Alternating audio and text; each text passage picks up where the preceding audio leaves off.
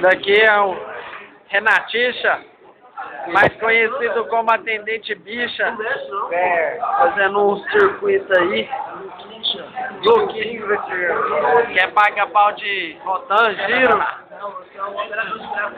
São duas mulheres na sala, uma tá aí, gente, prestigiando aí nossa turma.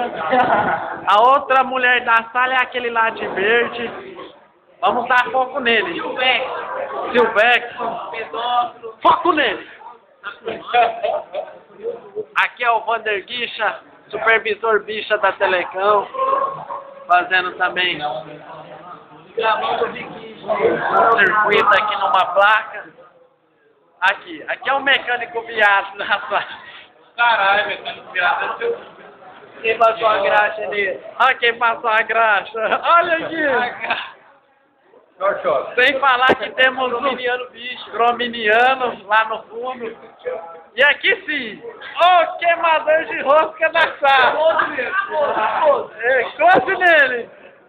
Estamos de olho em você. Olha pra cara. Mascarado. Aqui os caras. Aqui, máscara em pessoa. Filhinho criado com a vovó, todo tico-tico. Cadê o professor? Vamos mostrar o professor. Aqui vem de Trindade pra bater no chinelinho. Ele quer mudar o... Bateu no chinelinho. O vilarejo.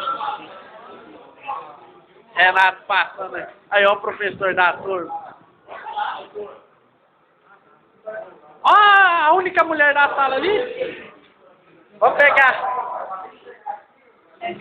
Segunda mulher da sala. Ah, não, tem três, né?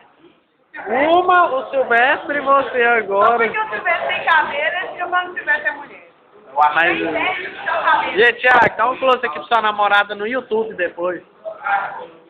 Aqui o Gustavo, aqui é entortar, duas faculdades. Ali o Neiron, ali gosta de uma prova oral que ninguém fez. Fica assim, porque estamos de olho em você. Esse ele é grafite. O nome dele é Viquicha. Guti-guti da família, namorado do Diogo. Namorado do Diogo. Fala quem é Diogo pra eles, tropa. Diogo é o negão que pega o Morenão que pega o Vitor. Dioguinho, sabor filho. Anda de mão dada no shopping. Com ele, comendo fundo. Chega lá no fundo. Roberto quer falar um pouco aqui sobre o Crominiano. Nada a declarar. Nada a declarar.